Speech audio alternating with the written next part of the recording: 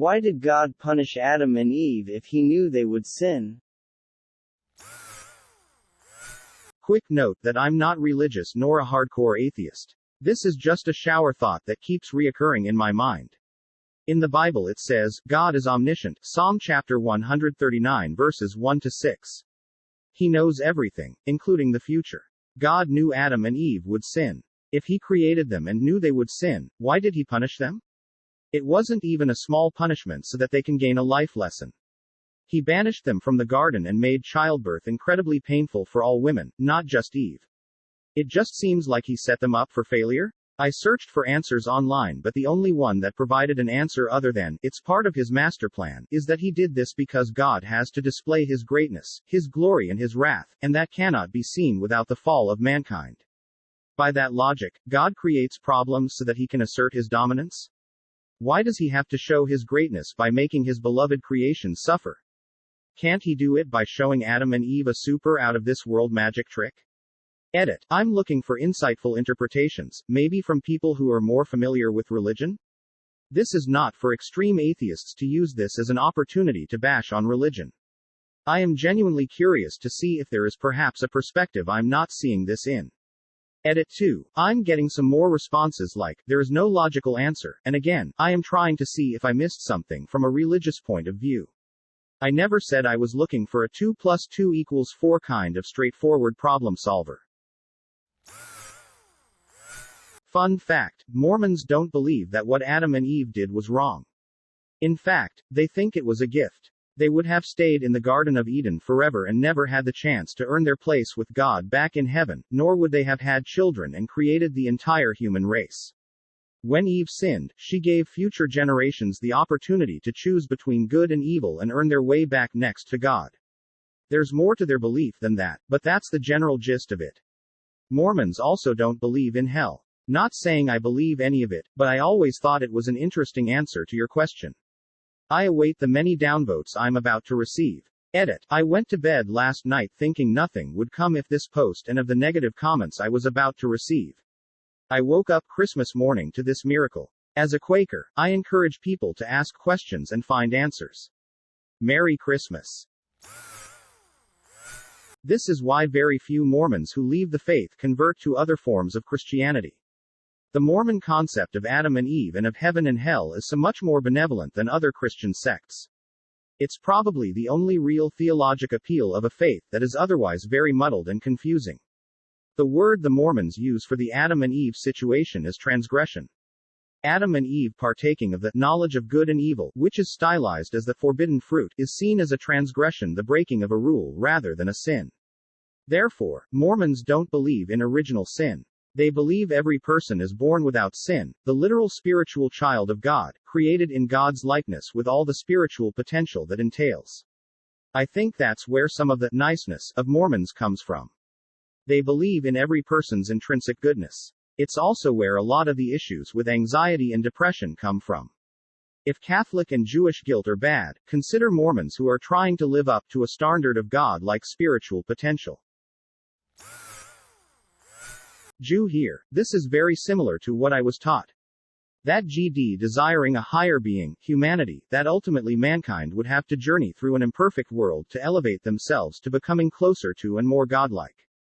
There are some long posts here, but a cursory read on the concept of tikkun olam would give you deeper explanation. I'd advise making sure the source you research it from is truly Jewish.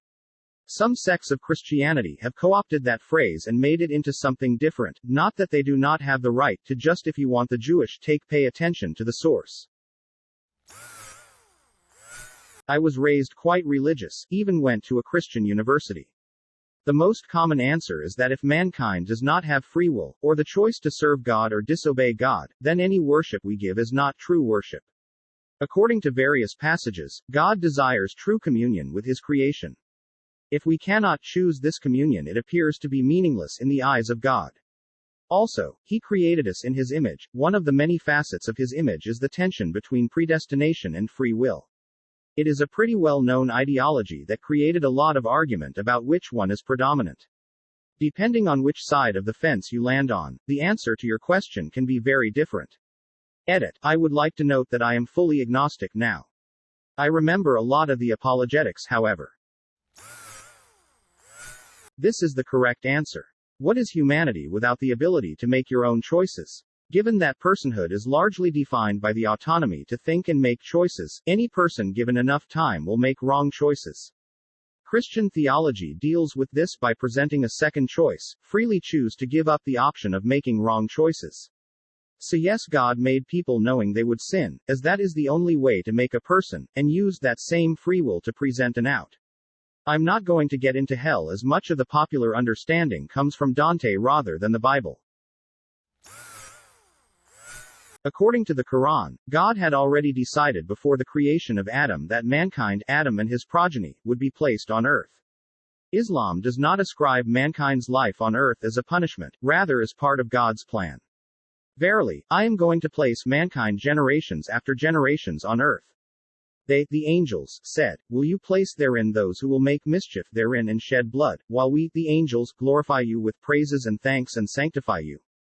God said, I know that which you do not know. Surah Al-Baqarah 2:30. Sorry from advance for grammar mistakes, Jewish here.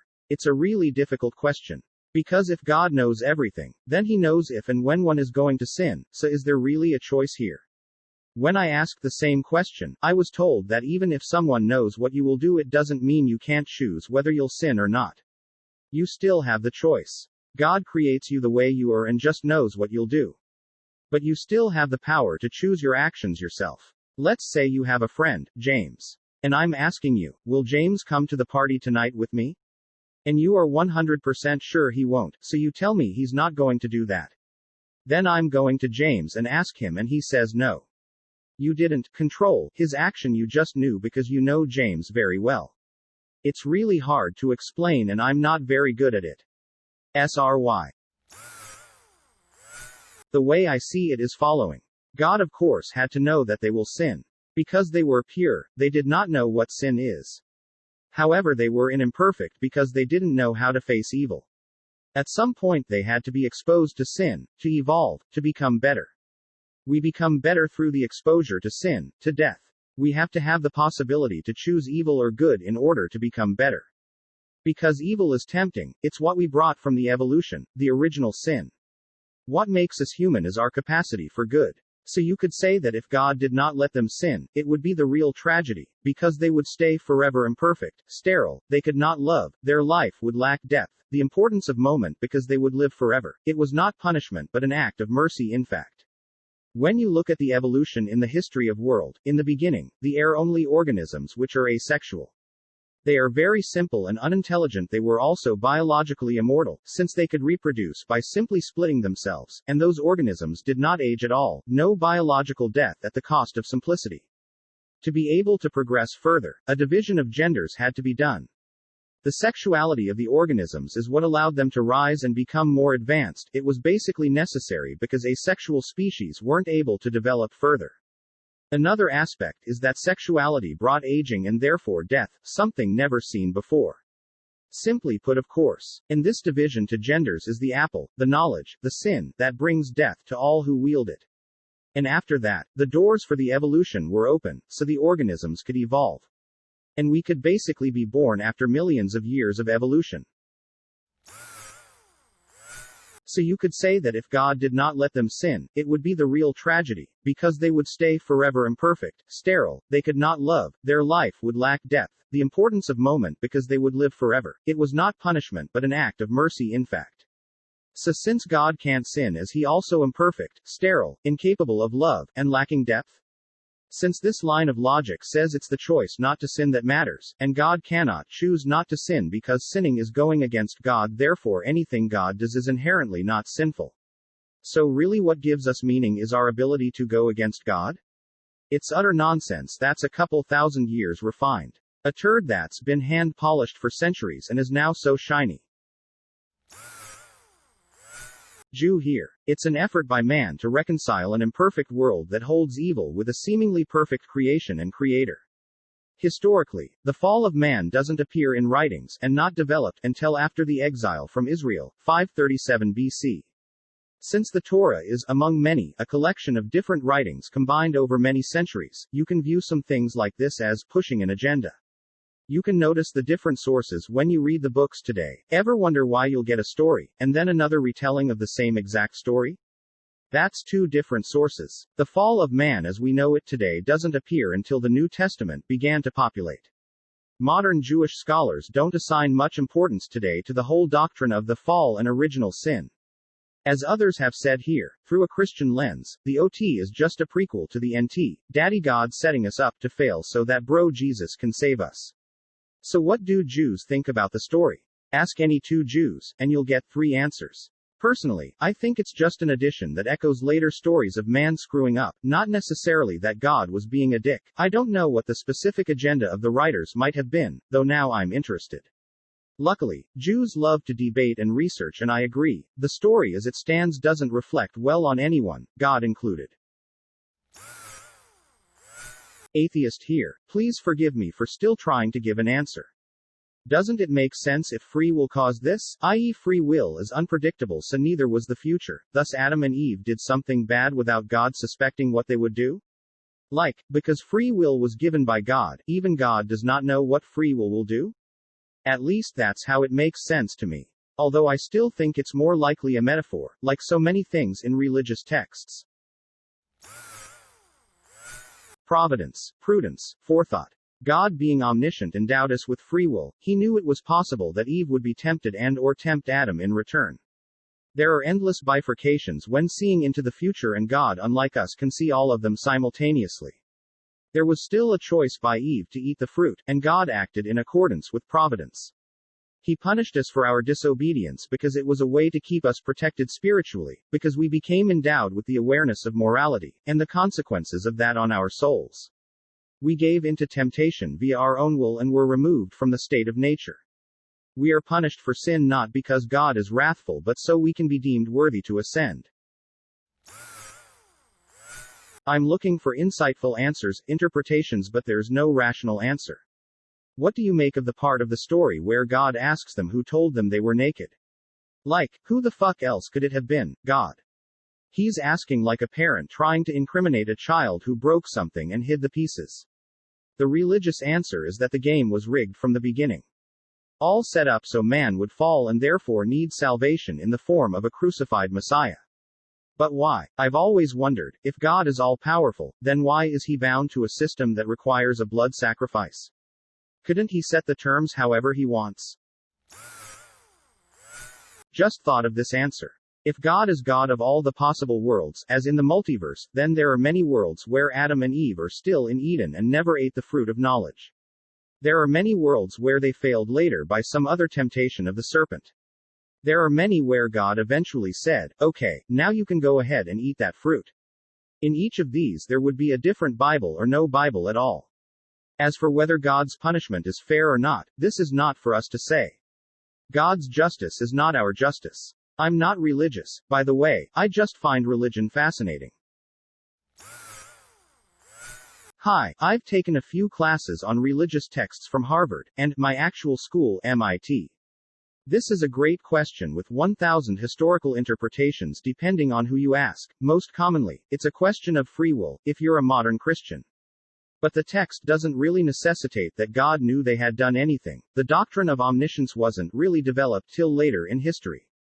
God asks questions like, who told you you were naked? And, where are you? This doesn't sound like a character that knows what's happening, unless you come into the story with a preconceived notion that God is the same everywhere in the Bible. This story is from oral tradition long before Genesis was recorded together, let alone the prophets writing, or the Tanakh was compiled. Ask yourself, why must God, in this story, know? I've found that rather than searching for answers to our own questions in these texts, letting the text ask and answer questions itself is often the best route. That doesn't offer a very satisfying answer. But in a story this old, steeped in a totally different culture and chock full of symbolism that meant something to its original audience, there are a lot of interesting things to learn. So in this story, this may not be especially relevant to the text itself. Each tradition that ascribes significance to this text has a slightly different answer to this question though, so you shouldn't have difficulty finding something. Keep in mind, the book of Psalms is simply songs. Any properties the Psalms ascribe to God are not necessarily factual. God could well not be omniscient. When you read the Torah, aka the first 5 books of the Bible, you'll see that God likes to test people. The tree of the knowledge of good and evil was a test. However, there was another tree in Eden, the tree of life. There is debate as to whether these could really be the same tree. Perhaps one cannot live without knowing good and evil. So perhaps God had no choice. Life was now in the pair and God had no choice but banish them from the innocence of Eden, for they were innocent no more. In my belief, it wasn't just Adam and Eve taking the apple and listening to the devil telling them to eat the apple. Once they started listening to the devil, the voice of God within them was lost and the devil was the only one they followed, trusted, and listened to. I wholeheartedly believe Adam and Eve are responsible for way more than eating an apple. If anything, them eating the apple was a metaphor for their rejection of God and their acceptance of the devil. God literally told them in advance they would encounter a talking snake and that the snake would try to tempt them to eat from the tree, and quite literally told them not to and to trust in him, which they disregarded. It's so much more than just the apple. Christians struggling with this question for 20 plus years here ultimately came to a simple conclusion. God's a bit of a prick. Jesus was perfect, but also separate from God. God was known to be wrathful. And wrath is a sin. Meaning God can sin, though I'm sure it's different when God does it versus us. Man was made in God's image and your average person is, well, you know, God created man so he could be surrounded by beings that choose to adore him. When God created Adam, he knew Adam would need a companion. He knew the serpent would tempt Eve. He knew Eve would give in. He knew they'd be banished. He knew their sin would require a perfect sacrifice, aka the blood of the Lamb. And he knew Jesus would be crucified. Maybe it was all viewed as the cost of doing business, getting what he wants, but to me, that's the work of a prick. Bonus. If true, this also explains why God and his miracles essentially disappeared after the crucifixion, because after the crucifixion, his work with earth was essentially done, he could move on and enjoy being surrounded by an ever-growing number of people that choose to adore him.